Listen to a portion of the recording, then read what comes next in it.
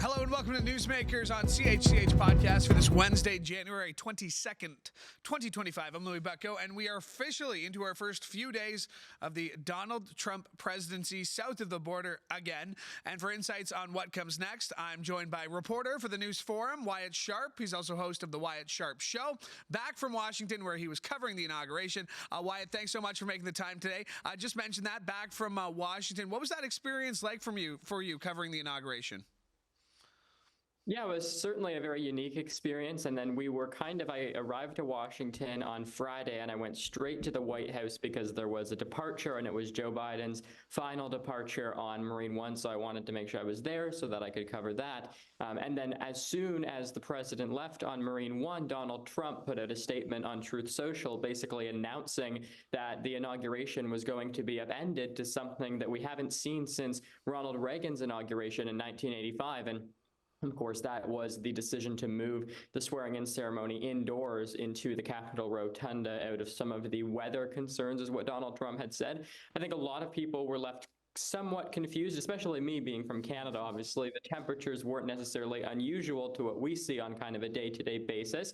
Some of the people behind the scenes that I was talking to said that it might have been because of a security threat and a security kind of concern, but the new White House press secretary, Caroline Leavitt, came out and completely denounced that, saying that it's unsubstantiated and that the reason it was moved inside was purely due to weather concerns.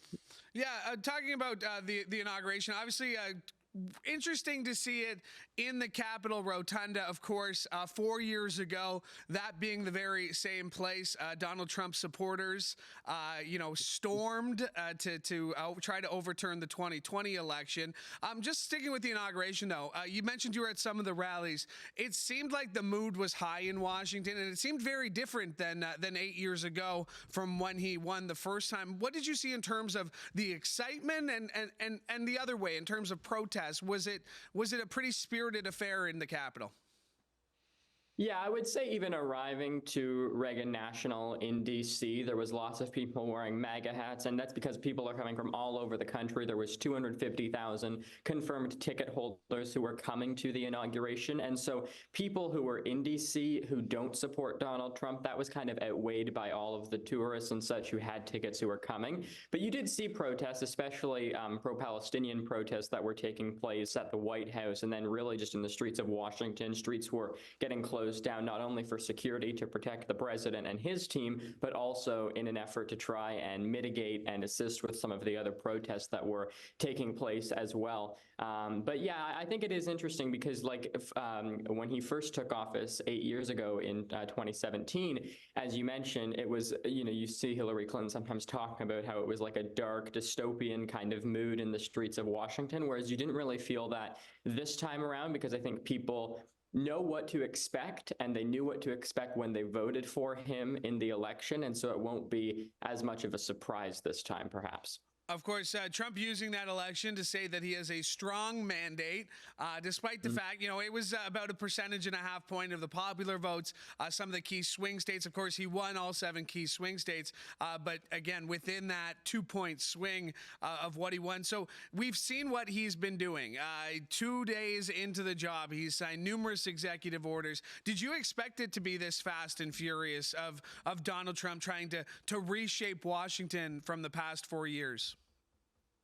Well, you hear a lot of times, and not just with Donald Trump, but over the course of any election, that there's these different people who are making kind of day one promises, so to speak, but it doesn't actually always mean it in a literal sense. Like, we weren't necessarily expecting 200 plus executive orders and executive action items to be signed literally on day one, right after he was inaugurated, before going to some of the inaugural balls that he went to, just signing away in the Oval Office. And it was funny because you're seeing some of the clips that are circulating of one of his assistants or handlers literally just passing him executive order, telling him what each one of them is. And so that was certainly interesting. I think what is perhaps most kind of interesting, though, to a Canadian audience is the fact that we didn't see tariffs as a day one executive order. He was asked about that, though, in the pool spray in the Oval Office about when those could be enacted. And he said he's thinking February 1st. We know with Donald Trump, of course, a lot can change in probably a lot will change. But I think that was kind of my main takeaway, was just he's been talking about tariffs for so long, but very clearly there's a part of him that still wants more time to negotiate and perhaps come to some type of consensus with Canadian officials. So tariffs, like you said, he was saying that day one. Something he did do on day one, something he promised, was a blanket pardon of more than 1,500 people who were convicted on January 6th. This one seems to be getting blowback, obviously, from Democrats, but some Republicans as well are questioning the blanketness, as there were some pretty high-profile people, including the founder of the Proud Boys, that was released as part of these pardons. How is this being felt, and will there be any consequences? I know Tom Tillis, one of the senators from North Carolina, has spoken against it, but do you see any kind of blowback on this January 6th pardon that Trump executed yesterday?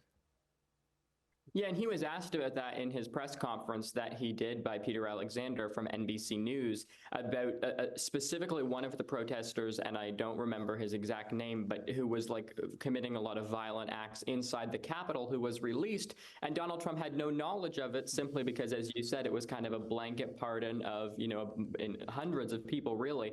And so I think at this point, it's going to receive a lot of blowback, but Donald Trump campaigned on that, and a lot of the people who are receiving these pardons are people who would have, considered voting for Donald Trump, obviously.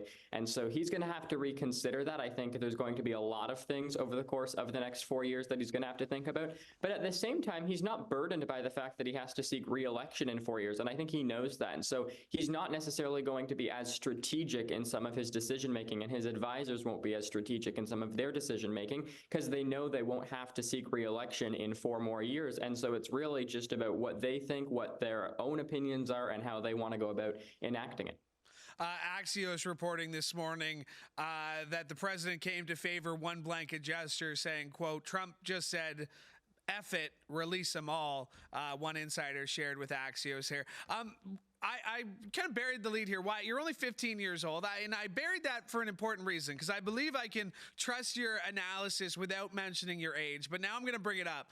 You are 15 years old. What is it about the news that got you interested and that got you to Washington at an inauguration in 2024 at just the age you are?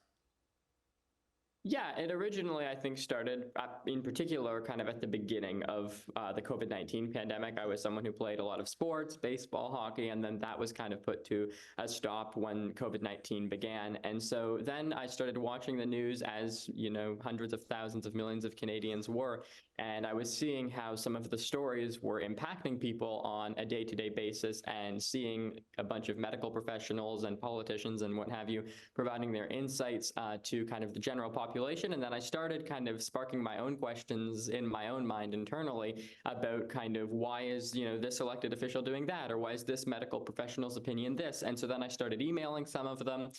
Some of them proposed the idea of maybe having a Zoom conversation. And so then we did. And then I started publishing some of the conversations. And so it was kind of just like a ladder approach almost. And then, you start with one elected official, and then they put you in touch with another one. And so it's a lot of networking and kind of a lot of connection building, but it's certainly been a super exciting experience. And then originally just started on social media and on YouTube and Twitter and all the rest of it. And then I started kind of sending different clips to different networks in Canada and the US. And so sometimes I'll do some freelance reporting, if you will. It's hard because of my age, because I'm 15.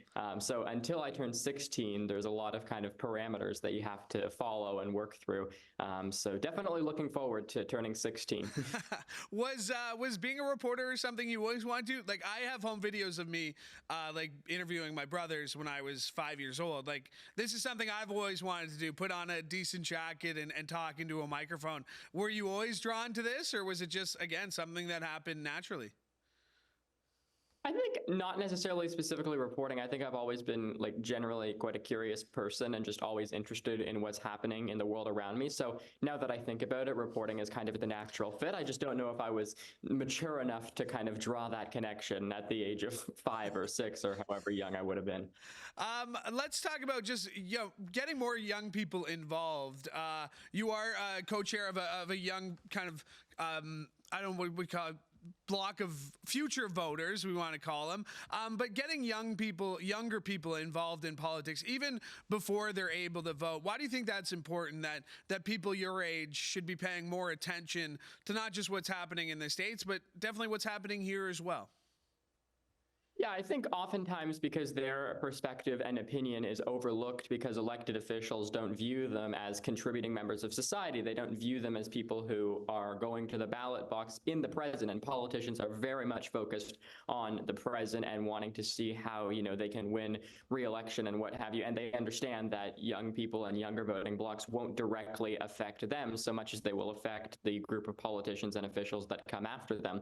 But I think if young people are able to make their voices heard and kind of become contributing members of the political dialogue, so to speak, then their voices will be included in the process. And I have, kind of found that myself in speaking to people. Is when I first started, it was kind of this concept of me being a young reporter and someone who politicians wanted to talk to because of my age and because, they thought it would make a good image for them.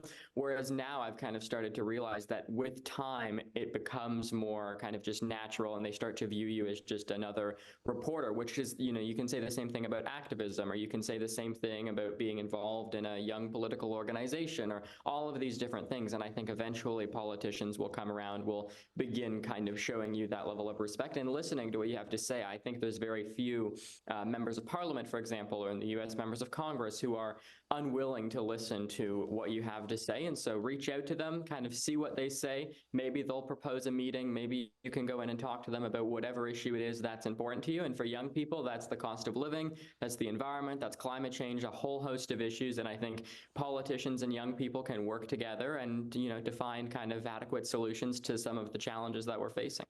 Well put, Wyatt. Let's go back to Trump real quick, because it seems like in the past 2 days I've seen him do more press conferences than Joe Biden did in the final 2 years of his presidency. What Yes. should we expect to see from Trump? Is it just going to be chaos all the time? Do you think we'll get some downtime, or do you think these first 100 days, which we hear so often in American politics, the first 100 are just going to be this frenzy of announcements and controversies? So I'll say this, I will say, I think Donald Trump is starting to become more of a politician, whereas in the first kind of administration, he was definitely still more of an entertainer and the inner kind of parts of him were more of a TV type personality. This time, well, a lot of the people who are surrounding him are definitely more loyal to him than last time. The new chief of staff, Susie Wiles, is someone who, doesn't tolerate a lot of things that go kind of beyond the realm of traditional politics. And she's advocated and worked on a number of different successful campaigns as well in the past. And that's what I saw even a little while ago. I was talking to one White House reporter recently who said Caroline Leavitt and Stephen Chung, the two people who run the White House communications office, while they're full MAGA, as this reporter put it, they are still very much professionals in the work that they're doing. And so that's kind of interesting just because it kind of pulls you behind the curtain. Whereas if you remember when Donald Trump first got elected, it was Sean Spicer as the White House press secretary who came out to the podium and just right from the jump was lying about the crowd sizes. Whereas I think the people who are in the administration this time perhaps are a little bit smarter and are a little bit more able to recognize that, this is politics and that people will kind of come back and what you say will come back to haunt you. And so that's certainly something to watch for. And then in terms of Donald Trump himself, I think Donald Trump is generally a fairly unregulated person. He doesn't hold back. I think, though, a lot of people are happy about the fact that we're seeing more access to him than we saw to Joe Biden. As someone who has been to the White House when, Joe Biden was scheduled to hold a press conference, not only was he late to almost all of them, which is fairly, typical for most politicians, but, and that's only when he did hold some of these press conferences. But then in addition to that, it was just kind of a constant, will the press secretary hold a briefing today? Is there going to be anyone from the administration to answer these emails? Whereas the Trump administration, as much as they often joke about and make kind of nasty comments about the press, I will say their press operation is a lot smoother and is a lot kind of more willing to address what journalists need than the Biden administration. Yeah, definitely weird seeing one person hold the press secretary job for so long, being Karine Jean-Pierre. Real quick, the 118th Congress was one of the least productive in modern American history.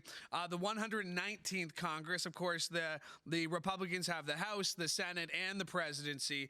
But we do see a lot of infighting when it comes to Republicans. How do you feel like they're going to fight through that to actually maybe get things done this time around? Or do you think there is just going to be the two extremes of the Republican that are going to make things difficult?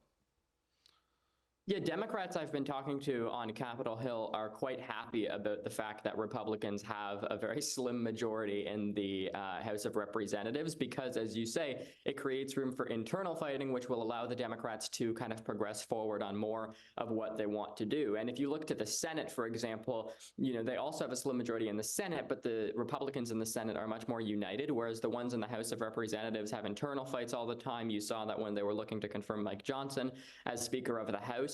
A lot of people said that Mike Johnson was giving too much aid and support to Ukraine, that he didn't care enough about the debt and the deficit that the U.S. was in.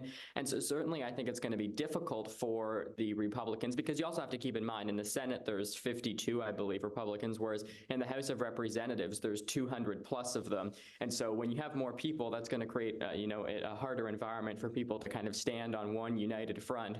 And at this point, I don't necessarily know if that's going to happen, just because you have so many people in one room who are politicians whose biggest kind of concern is themselves in a lot of regards. And then you have everybody in the Republican conference, from Marjorie Taylor Greene, who is like far right end of the spectrum, to people like Nancy Mace, who at one point absolutely hated Trump, now is as pro-Trump as it gets, and people just changing their opinions all the time to kind of do whatever is in the best interest of themselves in order to get reelected in the next time. And I said earlier, a lot of politicians are focused on the present. I think as well they're focused on the future in terms of looking at how they can get reelected and again, what they can do to kind of support themselves. Ashley Moody of Florida named the 53rd Republican senator yesterday. Yes, 53 Republican senators, 45 Democrat, 2 independent. Of course, those independent caucus as Democrats. Wyatt, I know you're a very busy man this week. I appreciate you making the time, my friend. All the best. We'll have to get you back here when Trump does something crazy, because we know he will. So thanks for doing this. Really appreciate it. Won't be waiting too long. Yeah, exactly. We'll see you next week. Thanks for doing this. See you, Wyatt. Thanks. Awesome. My thanks to Wyatt Sharpe. Really interesting kid. Go check him out. And I mean kid in the sense that he's 15 years old, but you heard him there. Really well spoken, and definitely has got his knows what's going on in Washington, which is great to see. All right. Thanks to Wyatt Sharpe for joining me today. Thank you. And while you're here, make sure you like and subscribe to CHCH Podcast. You never missed an episode of this show, which yesterday, episode I was really excited about. Brent Butt of Corner Gas stopped by. So if you missed that, wherever you found this show, just go search for Brent Butt. It's right there. You can go to chch.com/podcast or subscribe wherever you get your favorite podcast. I want to thank Laura Brody for directing today's show. Thanks, Brody. And thank you for joining us. From all of us here at CHCH, I'm Louie Butko. Have a great day.